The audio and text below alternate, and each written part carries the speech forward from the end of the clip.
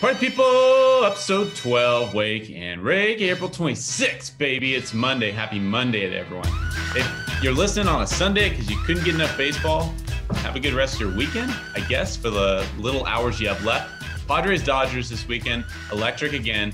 Dallas Braden is going to be joining today's show. To join, my co-host, as always, Will Middlebrooks, Danny Vietti, to join us and talk about the 13-game winning streak that unfortunately came to an end for Oakland. But you had a kind of a quirky little stat with Oakland, is that right?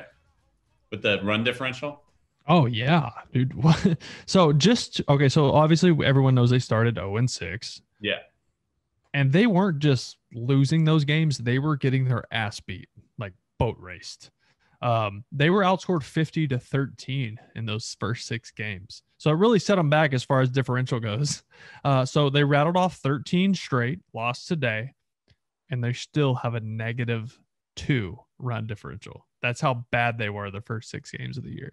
Yeah, that's crazy to think about. You win that many games in a row and you're still in the red. But I mean, it doesn't matter. You're either winning or not, like whatever. But they're back. We knew they would be. Houston played terrible for a while. They're heating back up. The Angels have been getting beat up by Houston the past couple days. I don't know, man. It's a bloodbath in that division in the AL West. It will be all year, I think, too, which is going to make for some really good baseball. My Seattle Mariners are right there, baby. I told you about the Mariners, dude. They're competitive, man. It makes it even tougher. It makes it even tougher division because no one expected them to. It's April. This has been like the longest April. I feel like there's been so much content, not only for us, just for every baseball fan. There's so much has happened in the first 3-4 weeks of the season. This has been a lot of fun. Time now for Rowdy Roundup, presented by Rowdy Energy. Use promo code WAKE and RAKE on Rowdy Energy to get 10% off their products. We'll get into talking about the Bauer Tatis feud on Twitter. I know you don't like calling it a rivalry, so I called it a feud for you. It's growing on me. I just want to. I want to start calling it a rivalry. Tatis said, quote, "It is the best rivalry in baseball right now," unquote. Agreed. It is. They're the 2 best teams in baseball, in my opinion. Yeah, we were talking about this. I think it's very obvious because you made this point before we started recording this episode. It's like all these other teams are beating up on each other.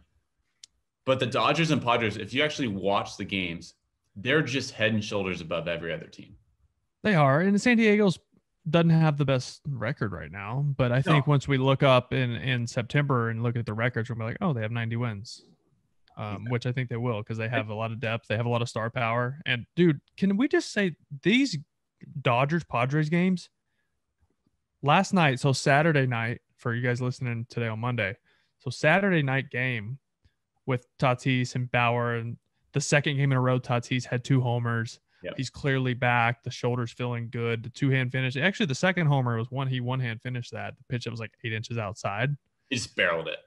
Dude, these games have been so enjoyable. That was the first game I've watched in a long time from start to finish, and I was like, that was fun. Yeah. Like you had a little bit of everything. You had studs on the mound. You had studs in the field making plays.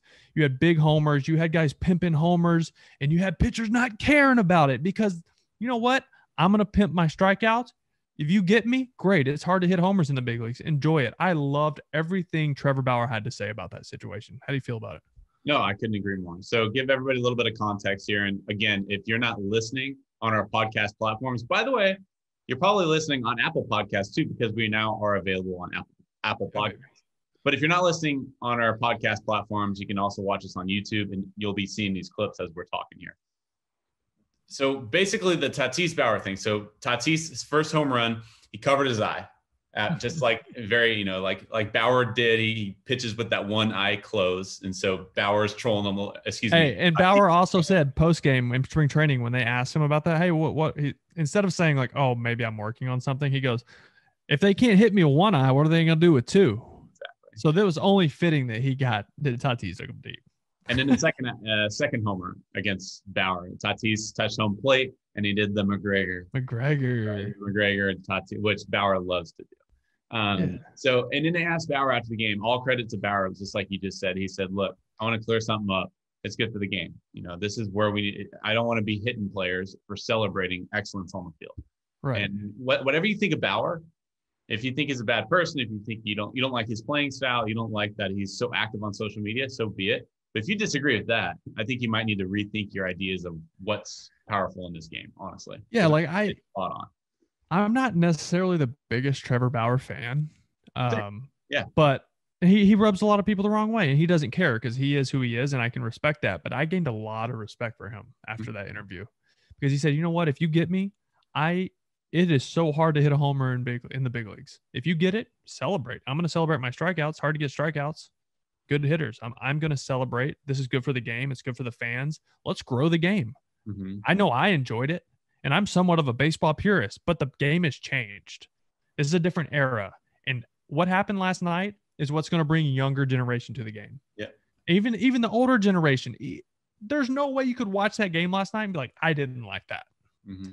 That was pure entertainment is what it was, period.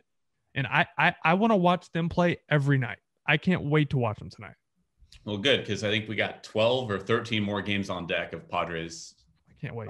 And then the postseason. So you talked about how it's helping this new generation of baseball, this new style, right? So a lot of people don't really realize what I do as a job. So to give everybody a little bit of idea. So I post a lot of our stuff to the CBS Sports social accounts. So we posted a photo. It was a description essentially of Bauer and Tatis's feud throughout the game, and then Bauer's comments, blah, blah, blah.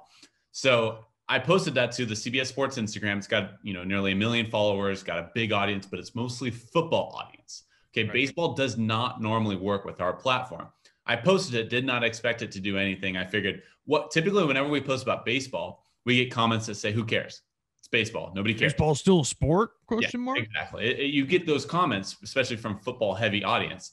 But the comments back, and I posted this on my Twitter if you haven't seen it already, was this is great for the game. Respect for Bauer. Tatis and Bauer is great about it. Like the comments were overwhelmingly from positive, non-baseball people. I have rarely, if I've ever seen that on the CBS Sports social platforms, I have rarely seen that when it comes to baseball, which was really refreshing. That game last night, there wasn't one part of that game where I was bored. I mean, he hit his first homer early, so I was like, oh, I hope he gets him again. Like I couldn't wait for that matchup. But in between Bauer versus Tatis, there's Machado, there's Hosmer, there's Mookie. Like there's all these players in that matchup. It's a loaded game. Literally somebody can go deep every pitch during that game. You could get punched out. There could be a diving play. Like there's so much talent when they play each other. I was against calling it a rivalry because of the lack of success that the Padres have had in the past 10 years against the Dodgers. Have like under a 35% win percentage against them. So I can't consider that a rivalry. That's what I said. But after every game I've watched this year, to hell with the stats from the past 10 years. It's a different year. And right now this is a rivalry and it is so good for the game. Every single game thus far. And again, we're recording this as this Sunday night game's going on, but every game so far, it's either been decided by one run, it's gone to extra innings, or there's been a comeback in late innings. Every single game. I mean, what more could you ask for, really? It's exciting, man. I love it.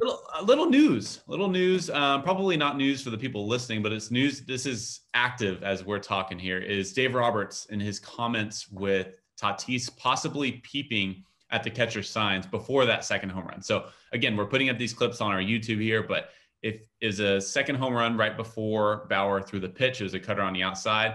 Catcher put his signs down. Shout out to Fuzzy, by the way, who's a really good follow on social media. He's the one that kind of found this little quirky happening within the game, if you will. Yeah, I didn't even notice it. I didn't either. I pay attention to stuff like that. Welcome to the world. Even the more I watch it, because of the shadows, because under his visor of his helmet, and then the shadows around I just really couldn't tell if that's what he was doing or not. So if you see in this clip, when he peeped down to look at it, I don't even know if he was peeping at the sign. I should make that clear. He could have been looking at his shoulder. He could have been looking at his feet. He could have been looking anywhere. But hypothetically, he is looking at the signs. The catcher put down his fingers, and by the time Tatis looked down, the catcher's signs were away. So if you think that homer was correct, I think he could have been trying to see movement. Sometimes this was something hitters do too, is you try to just glimpse if they're setting, because some catchers, if they set up early, if there's nobody on base, and you can feel it almost. And then you can, if you just use your peripheral, sometimes you can catch a glimpse if they're closer to the plate. Catchers tend to get a little closer to the plate on breaking balls so they can catch that break, so it looks better for the umpire. I'm not saying that's what he was doing, but good hitters do that. They look for little ways to get an advantage. And if you're going to set up early and the hitter's going to use it to their advantage, then is the other team going to like it? No. And I don't even know if that's what he was doing. Mm-hmm. Honestly, don't, because I'd never seen him do that ever before. And it's never been pointed out. And as scrutinized as everything and critical as everyone is, they would have already found another video of him doing it. Agreed. And he's never done it. So there's plenty of times when I'm in the box and I'm like, man, like I feel like maybe I'm a little further to the plate. So I'll like look down, like just glance down to see where I am in proximity to the line or to the plate to check. Sometimes you can just feel off. Mm-hmm. And maybe that was just an alignment thing. He just checking where his feet were. I don't know. I don't think he needs to do that. I don't know. Well, they asked Dodgers manager Dave Roberts on Sunday afternoon. They asked him if he is looking at the signs. Again, this is hypothetical because we don't know. What would you guys do to adjust? And Dave Roberts said, we will handle it, basically. I'm paraphrasing here, but he said, we will handle it. And the reporter, good follow-up question. He says, what do you mean by that exactly? Do you mean you guys are going to pitch him differently? And Dave Roberts said, no, it'll be handled up. In other words, I'm fine with that. If you catch a guy doing that and you stick him in the ribs or you hit him in the butt or like, don't throw it at his head, obviously. Right. But like if you stick him for that, if you think if he does it again, if you look back on video and notice, oh, he is trying to do that, make your point. Yeah.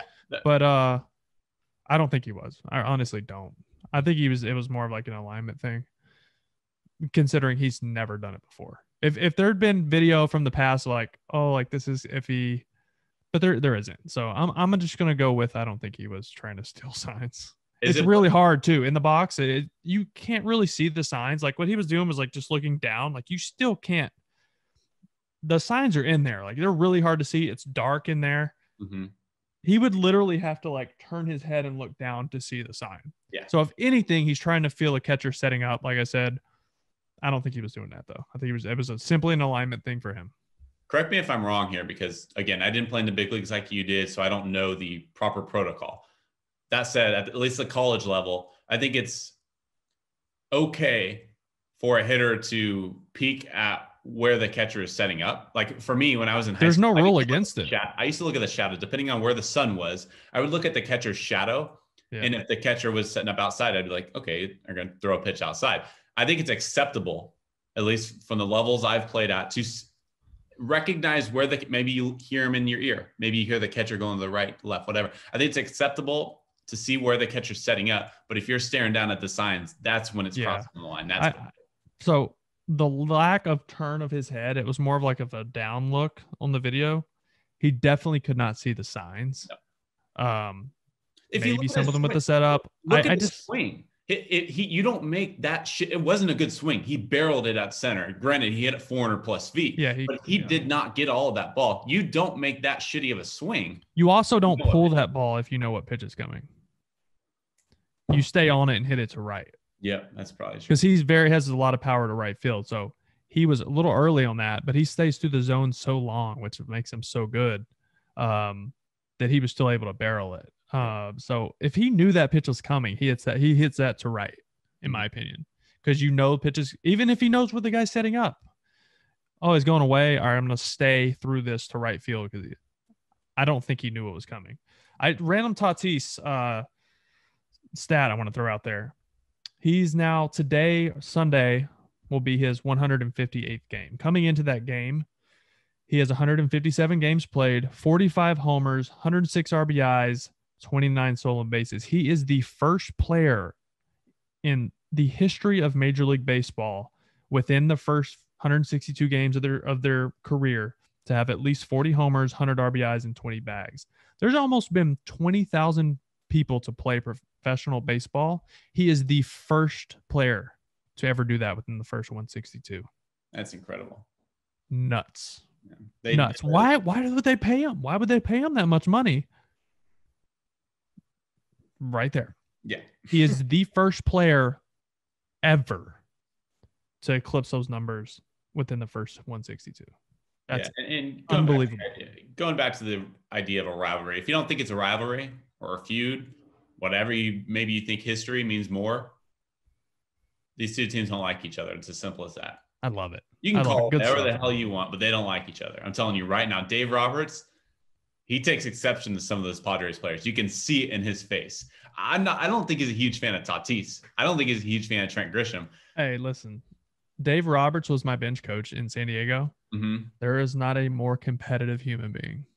He's so nice and well-spoken, but he doesn't want you to beat him in anything. Mm-hmm. He is so competitive, and that's what makes him so good of a manager.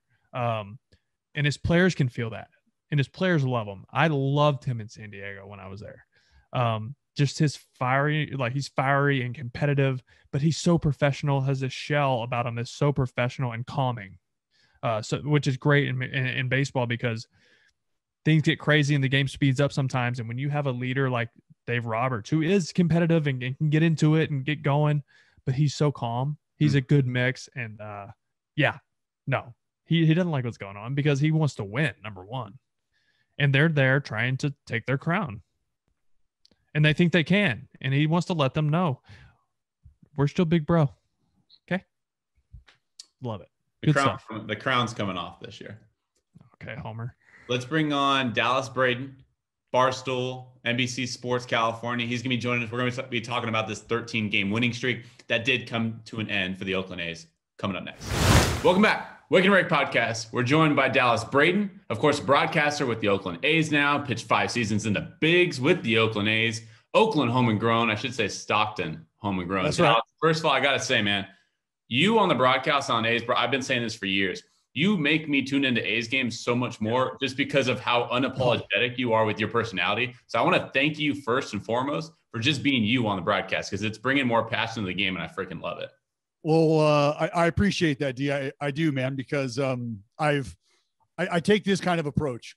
One of my favorite guys to listen to outside of the guys that I grew up listening to in the Bay Area, Hawk Harrelson, unapologetic Homer. Yes. But just going to tell you how it is. Good days, bad days. The guys in the clubhouse are not off limits as well. But like if you're 1 for 72 and you get that second one, I'm here to tell the world that you've been 72 for 70. And like that's just how I want to approach things. So I appreciate that. There's a lot of good talent in this game. And we are so lucky to be able to watch these dudes day in and day out. And, you know, whether they're on your side or not, to be able to share and just, educate on a different level, like who these dudes are and what they're about. That's our job. So I take it seriously, but thank you, man. That means a lot to me. Yeah. It gets, the baseball media gets so suit and tie and Willie, politically correct. And that's just not really what baseball is within the clubhouse and between the lines. So it's good to get like a little inside peek to that, you know, so the A's fans are probably, baseball fans in general love it, but just you know how it goes. Like you have relationships with the individuals who are a part of that, part of that world. And that's just, like, for better or worse, you can't fake the funk. You can't fake who you are. No. And so, like, why try? Well, so many people ex-players forget how hard the game was, too. Oh, dude. It blows my mind listening to some of these guys, and I'm like, are you like, I'm not going to name names, but certain guys, how the heck does he swing at that? How does he throw this? Bro, this is the hardest game in the world. Dude, every day for me is a reminder of how terrible I was and how fortunate I was to even be in the same world as some of these dudes, right? Like guys that I can talk to on my cell phone about the game, guys that I do talk to. Like I go home and talk to Dave Stewart about pitching. You know what I mean? Like me. How many years did you pitch? 6? No, I was on a roster for that long. I was a payroll bandit, with my arm falling off. So yeah, like 3.5, 4, some odd. Yeah. I think I had parts of 6. So, but like service time, I had like 4. So I'm like, I'm right there with you. I mean, my thing was I was the opening day starter. I was the last guy in the bullpen. I was the long man, swing guy, mop up dude. I've closed a big league ball game. Like, so I've I've done, all of the cool things, I guess, that pitching has to offer. And, I got all those badges. Just, it wasn't 15 years, which if you're listening to my body, was not going to happen. So I also get that. I 100% understand that. Man. You got that perfect game badge too, which, by the way, we're about a little bit more than a week away from the anniversary of that perfect game on Mother's Day. Are you tired of talking about that shit, man? Or you love talking about it still a few years later? You gotta still love it, right? Bro, if you've been watching the Oakland A's, what we do is ride waves, guy. That's what we do. Dude. And I have prided myself on catching the biggest wave that's ever come my way and somehow, some way, like hanging on. So, and if I'm being serious, like the cool part about it is being here in Oakland and being with these fans and honestly, baseball fans in general, every day, almost every day I get stopped and I get a story, 2 stories. When it's here in Oakland, I can go to the ballpark. Like I got to take different routes because I get stopped, and I got to tell you, I love every minute of it. I just got to be down there to be talking to other people. I got to be on TV. So otherwise, if I had it my way, we'd let the people in the ballpark, up with the sun, and I'd show up and we'd hang out all damn day, every day. Yeah. Being able to share that with those fans who are so passionate, these fans drive from Oakland to Stockton to go watch the A-ball team play at nighttime when they start those games at 7 because it's hotter than balls and you can't start at 1:00 in the middle of the valley because you'll light your face on fire. Like that's the kind of people that are supporting you. So like to be around those people, like it's a blessing, man. It really is. It's a day that we share. I hate that. Sorry, go ahead, Denny. Cut you off here. I want to ride this wave. I hate that A's fans get this bad reputation that there's not a lot of them. Maybe there's not a lot, but they show out when the games come playoff time. I mean, I was at O.Co 2 seasons ago when Manaea was on the mound in that wild card game. They were clinging for anything. They didn't get anything. I mean, they ended up shitting the bed basically against Tampa. Yep. But dude, that place was full. And the diehards in right field, dude, they are second to none in this league. And so I've always hated that A's fans get this bad reputation, man, because dude, they show out and they are passionate and they know the game of baseball too. I've said this for years. For sure. I think overall, if you're talking about A's fans versus Giants fans, there's more Giants fans, but A's fans are more knowledgeable when you actually listen to them in the stands. That's just my personal opinion. And I'm a Giants fan saying that. I drop a per capita, per capita, the A's fans and the frenzy that they can work up. Like I tell you straight up, you talk to anybody who's been there in late September, October, playoff time, playoff implications, and the fans show up like you got 30,000, 35,000 plus absolute maniacs who are all in sync with every drum beat that they're throwing out there from right field. Will and the gang, they're losing. I mean, the signage, like the whole group, they make your time at the ballpark what it is. They make it special. That's why when you missed going to the ballpark, that's why, is because fans like that, there's fans like that all across the game. Teams, every team has their diehards. You think 7-Line Army with the New York Mets, the homies of my Pittsburgh Pirates, the Renegades of the Rotunda. Like there's just, the list goes on. You've got maniacs. But to have them right there, be as loud as they are, as few as they are, and Dances with Wolves, they're talking about how many of them there are. And he's like, we are few, but we're crazy. It's already a hard place to play as a road team too. And then you add that and it's just, I mean, you saw it's a graveyard, the other day. What'd you say? It's a graveyard. It is. When that sun goes down, I hit a homer at night there. Hey boy. Dead center off stop it. Bad. It was my last big league homer, actually. Fernando Abad? Yeah. Abad. Oh, that's the wow. Yeah. That's central. All I had, but I hit it and I was like, I'm hauling ass because this is going to hit the fence. You're going to have to step on it to get it out there. Yeah, for sure. But yeah, man, that's a tough place to play, especially if you're coming off the bench because there's no batting cage close. No, you're running sprints to the bullpen and back because the batting cage is behind center field. So yeah, that was tough being a bench player there, but it's in the AL, so you don't really have to worry about it too much unless you're not going to have to wear it. Yeah. But yeah, that's A's. Let's talk about this A's team right now. They won 13 straight. Obviously, they lost today. Man, like back to riding the wave. Holy shit. Like, yeah, they went 0-6 and they weren't just like losing the first 6 games. Like they were getting boat raced.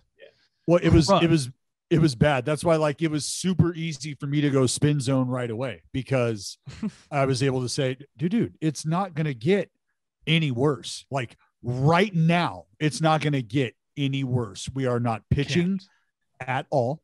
The bullpen wasn't getting it done at all. There was zero hitting at all. And there was like no nothing. offense. So when you look at like how those first games shook out and where they were collectively during or in all those categories, like you can't look at that and go, yeah, you're going to what, 500 or that? No. Like you would need people to fall down and go blind out in the field for that to happen. And that just wasn't happening. I thought this was cool too, or not cool, but interesting. So they rattled off 13 straight. Obviously lost today, but the run differential still -2. That's how bad the first 6 games were. Yes. They've won. Yes. They won 13 straight and they're still a negative run differential. That's nuts. It is. And again, a lot of that was just a mixed bag of, you know, some struggling performances on the mound for the rotation and then the bullpen coming in and kind of cashing it in. And that's, you know how it goes. I mean, I know how it goes. I've been in both those spots where you feel like you throw a good ball game. Yeah. Collectively you just suck. And that's you're just trying to get the game over with. Right. And it feels, and this is the thing about the A's is they've had success because they've gotten good together every step of the way, all the way up into the big leagues. And now starting their journey through the big leagues, this group together, for the most part, this nucleus, they've experienced that stuff together. So and it's rare. That's so super rare now too. For sure. To have a core group of guys that came up together. That doesn't happen. You try to do everything you can to enjoy when you have players that are this special to try to enjoy their time together.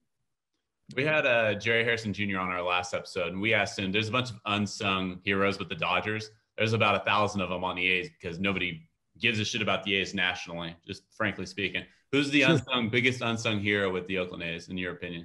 I mean, I don't like it's such a tough question because the guy is not unsung in Oakland. Fans know this dude. And fans have been clamoring to see this dude every day.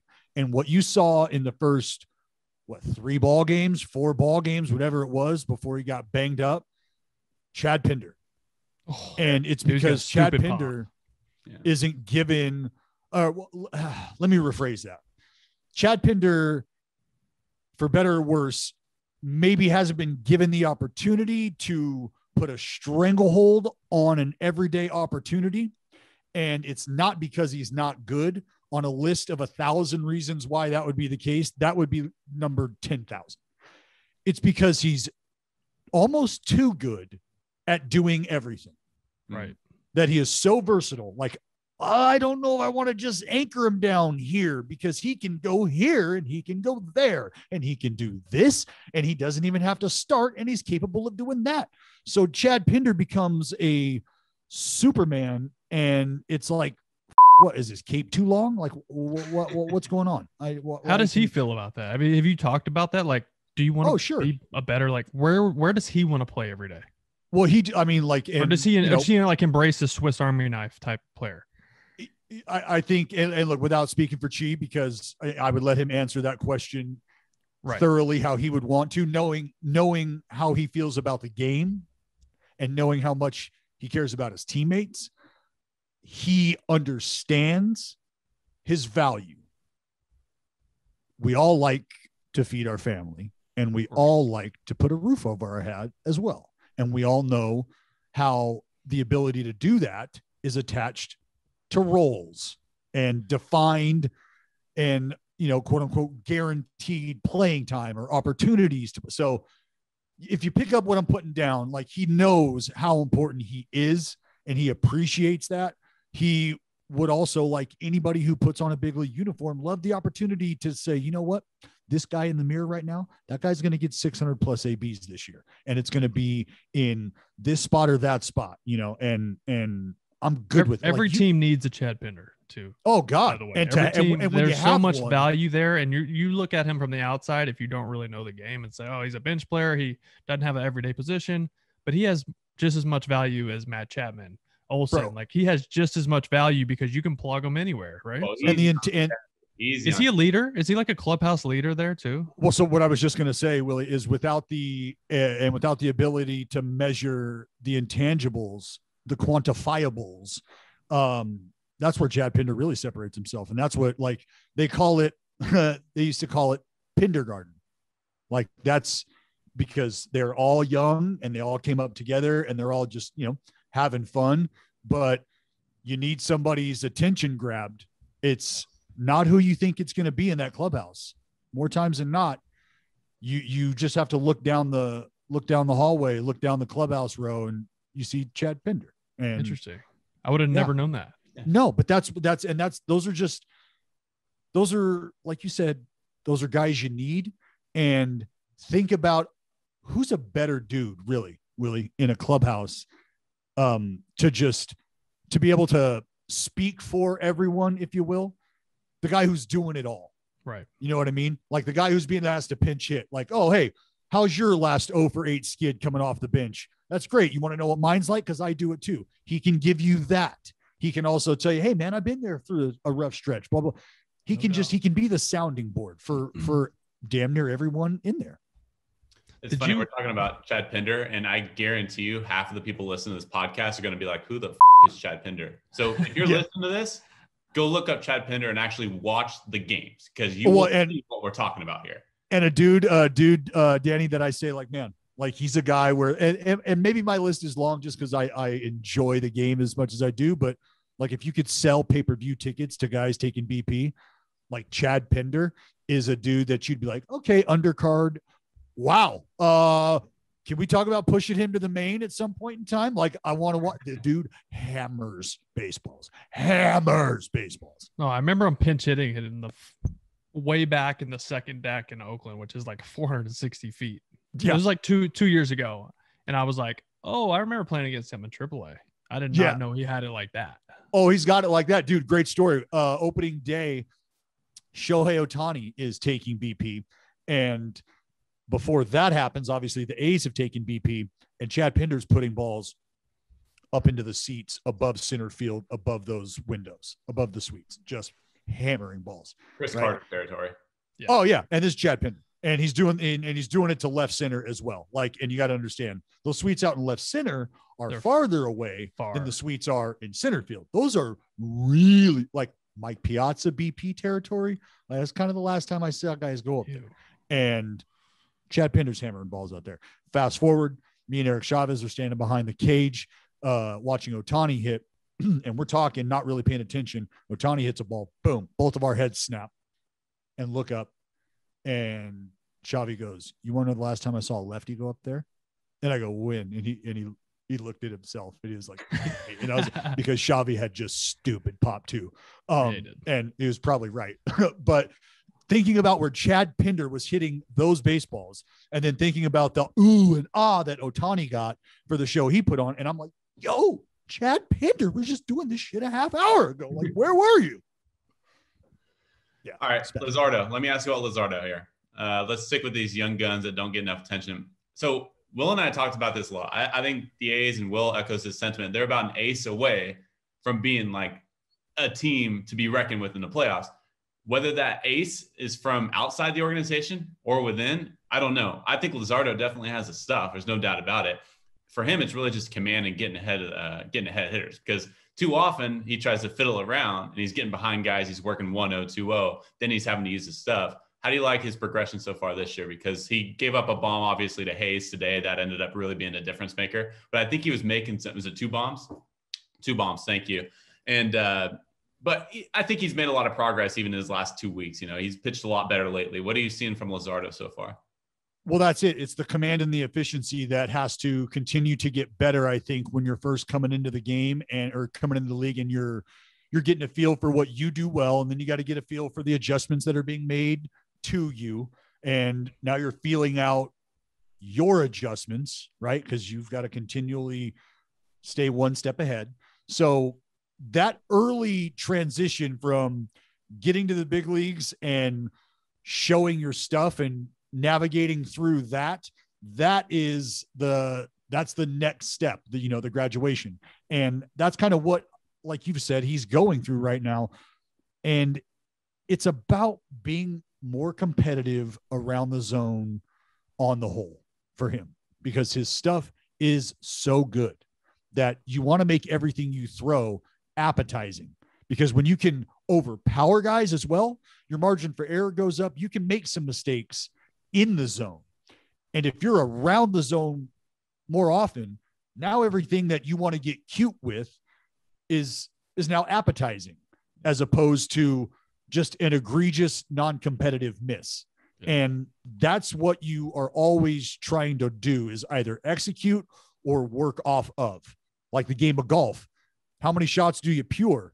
It's about your quality misses, right? And being able to have an approach, being able to create a line for yourself. Like maybe you didn't, like I said, square it up. Same thing on the mound. If you don't get that thing all the way in there, that's damage. But if you get it too far in there, 2 inches off, well, you know what? You may have just opened yourself up a door on the outside part of the plate.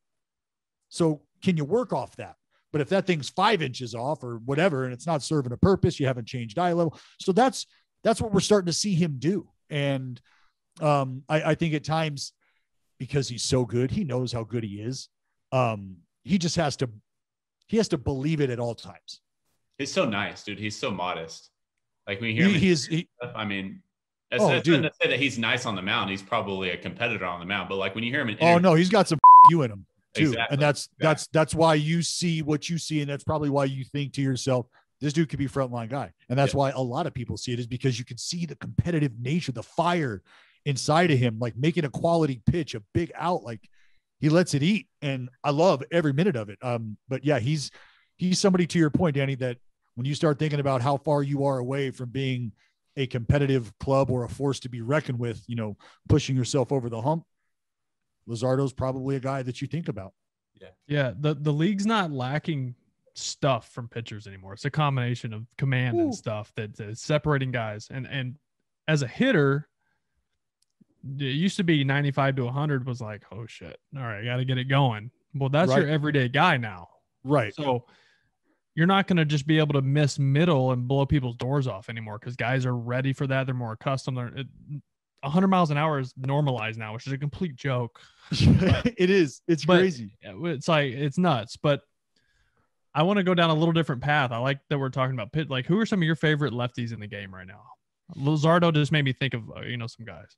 Well, dude, I mean, I've been on the record, and I'm not just saying this because of recency bias. Like, straight up, we interviewed Trey Mancini and John Means in 2019, and I flew out on my birthday so I could go and interview those dudes, because we got the heads up like the day before, and they were like, sorry, it's such short notice. And I was like, if these guys are available, I want in. So I've got on a plane and flew out to go interview Trey Mancini and then John Means. And I enjoy everything about his game, because he is the Ferrari, the Lambo, the Bugatti version of anything that I had ever hoped to be, because he's got that 9.4, 9.5 in the pocket. He's got the sparkling change piece, which I had a decent change up. You did. But he's got a spinner that works. He's got a nice curveball. And like, I mean, I didn't have that. I had an absolute below average on its best day. So to watch him go out there and move the fastball around the way he does, is probably the second most impressive thing about him. Willie, you and I were talking about this earlier. It's his ability to compete and dominate in the strike zone one step further with 2 strikes as well. He just, it's with the off speed, the secondary. Guys know the changeup's coming. And there was a guy like that in my career, Jeremy Hellickson, who could literally stand on the mound and say, hey, bud, I'm throwing a combio here. And I go, all right. And I'd still be 2 feet, the ball would be 2 feet away from me as my bat's coming through the zone. But it just, the first time I really paid attention to him was the opening Austin. And he just shoved it right up their ass. And he was throwing, everybody has the disappearing changeup now that they turn over and they roll it over. His is a straight 4-seam Yes. And it plays so well off his fastball in because he'll go fastball in, change up in, fastball middle, change up middle. And guys just can't, they weren't even fouling it off. This was the third time through the lineup. Willie, it's the swings and like I pay attention to little stuff like this. Like today in the game, he had Jed Lowry, who has got a phenomenal, just a super pro approach at the dish. Yeah. He's got Jed Lowry swinging under changeups. Well, under change it, right? Like, and you might not think that's a big deal, but for somebody like me who is always trying to read a swing, read a take, read that right there gives me a lot of information. And that tells me that Jed Lowry is having trouble with the gas and brake game today. The speed you up, slow you down, and that fastball and that changeup, those rotations probably eerily similar. Very similar. And you don't see straight changes anymore. That's why guys are swinging under it. Normally you get the swing over on changeups just because of obviously the late life, the sink, whatever. Straight change. Are we looking at spin rate on straight changes now? I mean, you believe that's right? I want to see the difference in spin rate between that and his fastball. And then look at the tilt on the axis and all that. Obviously it's pretty straight up and down, but yeah, like I honestly, I think that you could give me the iPad and let John Means throw a bullpen, and I'll be in the bathroom. I'll be in the bathroom with the with the reps. Well, it's TrackMan Rapsodo. I was gonna say, just give me two hype. Give me a TrackMan, a Rapsodo, and a bottle of coconut oil, and see you later. Yeah, because we're gonna cut you off there. This is a PG-13. Hey, that's aggressive, Willie. Were you in Oakland with Grant Balfour? Yes, absolutely. Was that not the most electric entrance of all time when Grant Balfour would come in there with the headbang? Oh, dude, you got the headbangers going. You got everybody out again. All the fans out in right field just losing their mind. Nuts out there. Yeah, I miss that dude, man. He was. I miss that dude, Balfour, dude. He didn't give. And him just losing his fiery, man. Oh, he would just lose his mind, losing, screaming, yelling, cussing at nobody, cussing at everybody. Like, he had, oh God, an all-time beauty, all time. By the way, Max Scherzer is going to be in an Oakland jersey or an Angels jersey sometime this year. I think Oakland, I can see it, man. I can honestly see him in an Oakland jersey. I mean, why are we even talking about, you can't do that coconut oil. To me, I mean, really, my word, like, hey, if I need to start a campaign, I can do that. It's not about getting rid of anybody. It's about welcoming somebody like Max in. Let's make that abundantly clear. If I need to look, hey, I got a tidy little spot, quaint little warm, cozy facility right here in beautiful Jack London Square, Max. If you need an extra room, I got you. Pull out couch. Yeah, whatever we need. I got he can't afford his own stuff, but $30 million a year. So that's kind of leading me to my point about that, just quickly to entertain that. If the dude is okay with what he's already got, which is plenty of cheese, he's got the chip. Like, let's what do you say? Come on. Let's do it again. Let's do it in the AL, buddy. Come on. Can you imagine adding that? Because Luzardo, I think, is going to figure it out by the end of this year. I mean, he's already figuring it out, but I mean, more consistently in the zone with that stuff. Bassett, who is really good at home. Man, you got arm. Manaya's going to give you a good start. He's going to give you a chance to win. I like you guys a lot. I still think it's going to come down to the last week of the season with Houston. Well, I'm okay with that as much as, because let's be real, at the end of the day, Willie, I'm not strapping it on. So right. I do take some of the W's and L's home with me. I'm not afraid to admit that. I think that's why you're good at what you do, though. You give a shit. But yeah, like we can't leave out the lefty Cole Irvin, who has been great point dealing. He was in Philly when I was there in spring training in 2018. He's got good stuff. He's been very good for the A's right now. And I mean, like, honestly, it's like, he's almost forcing your hand. Like, you got guys coming back. Like, Montas hasn't been great. And you got, Mike Fiers is going to be coming back. Yeah. What's the move? It's going to be interesting because I like Montas in the bullpen. I mean, Frankie's been a guy who you fall in love with on the mound as a starter because you think about that kind of horsepower for 6, 7, 8, not like, damn, give me that. But then you also think if there's a struggle to find a happy medium between maxing out and setting a sustainable pace for yourself, well, then let's let this max out. You know what I mean? Because that's a guy that we could probably let step on the gas for 2 or 3 if you needed to. Right. And if that split is working, brother, good luck. Good luck. Yeah. Are we ever going to see AJ Puck? Yes, we should. Right. He's still ticking. That's always, I'll say this, like, I think it was tough early on for AJ, even when he first came into the big leagues, because he was, just because of his situation coming back from Tommy John, he wasn't really given free run of the place, meaning he couldn't really do a lot of the things that he's used to doing on the mound in terms of pitch selection. And, you know, obviously they're watching a pitch count for good reason. They want to make sure he's healthy. So when you're dealing with that early, it's kind of tough to really get to know yourself at the big league level. Yeah. And then maybe you're switching roles as well. You've started, maybe you're coming out of the bullpen. Like that's always something that can mess with your mentality.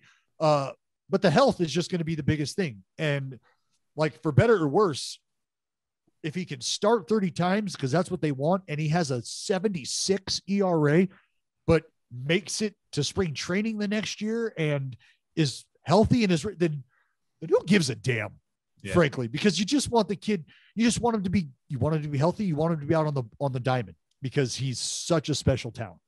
He's probably going to be in a Nationals uniform. So stop it. Stop that. Unless, but I mean, if you're telling me that I'm interviewing Max Scherzer after a 2-hit CG shut piece, that's the point I'm getting at. AJ, I enjoyed FanFest with you, bud. It was fun. Hey, that's a lot of money you're gonna have to take on, so you're probably not gonna. Yeah. No, we're more than comfortable with AJ. Hey, go check out Dallas Braden Starting 9 podcast with Barstool, and then of course he's on all the Oakland A's broadcasts. Dallas, dude, this was fun, man. We got to do this again. Great time hanging, boys. Anytime. Dallas Braden's good for the game. Said it multiple times. Dude's got a personality. He is a disaster of a human being in the best way possible. Yeah. He's so fun, man. He's such a good follow on social media too. And like I said, he's not going to give you the politically correct buttoned up answer. He's going to give you the real raw, what's going on in the clubhouse, what happens between the lines. And dude, he's awesome. That was fun. Yeah. He's so good. They literally created a new position for him within the broadcast. Like so what they did with Braden, at least early on, is he took Ray Fosse, who's the color analyst for the A's. He would substitute in for him every once in a while. Yeah. Then they realized, dude, this guy is bringing in ratings and he's so good. We're going to create what's called an on-field analyst. I meant to ask him about his setup because he's set up right behind home plate in the bleachers, basically. Yeah. And he just has his own section where he sits behind the plate and does stuff for the game. It's so cool, man. He's a perfect guy for it too. So, what do you got? Time now for Daddy of the Week. Danny's Daddy of the Week. Michael Kopech, which from your hometown, am that right? So he grew up in my hometown. He moved to Mount Pleasant, which is like 40 minutes away, right down I-30. Quite a bit younger than me, but my dad was a coach, baseball coach in my high school when he was in high school and played against him a couple times. He's like, hey, you gotta check this kid out. He's throwing like 96, 97. He's like a junior, senior in high school. Think he's going to get drafted high. There's no shot he's going to college. He's going pro ball. His sister's from my hometown, went to high school around there. So we know each other. Good people, man. But he's always been a beast. Workout. He's just like shredded. He throws 100 with super sync. He's got 3 good pitches. And he was coming back from surgery. And man, it's good to see him back. Add another guy to the list who throws 95 to 100 with movement and 2+ off-speed pitches. Sweet. Against Texas on Sunday, 5 innings pitch. He had 8 strikeouts through the first 3 innings, so 9 outs recorded, 8 Ks. He ended up with 5 innings pitched, 4 hits, 1 earned, 10 Ks, and only 5. Again, they're slowly implementing it. Yeah, his pitch count. I don't know what he ended out pitch count wise, but I don't know if you have that. I don't have that in front of me, but I would imagine. I'm guessing it was probably around like 80. 80 to 90, yeah. Yeah. But so So they're and you're adding to that rotation that's already really good. So this year they weren't sure what they were going to get out of him. They weren't sure if he was going to be a bullpen guy, a long guy. Put him in the rotation. He's nasty. My other daddy of the week is going to be Mitch Haniger. So coming into Sunday, he added 2 more RBIs on Sunday. But this is coming into Sunday, so these stats aren't correctly updated. But coming into Sunday, he's hitting 291 with 5 homers, 17 ribbies, add a couple more RBIs, and his average is going to go up. So since 2017, now Haniger's dealt with injuries.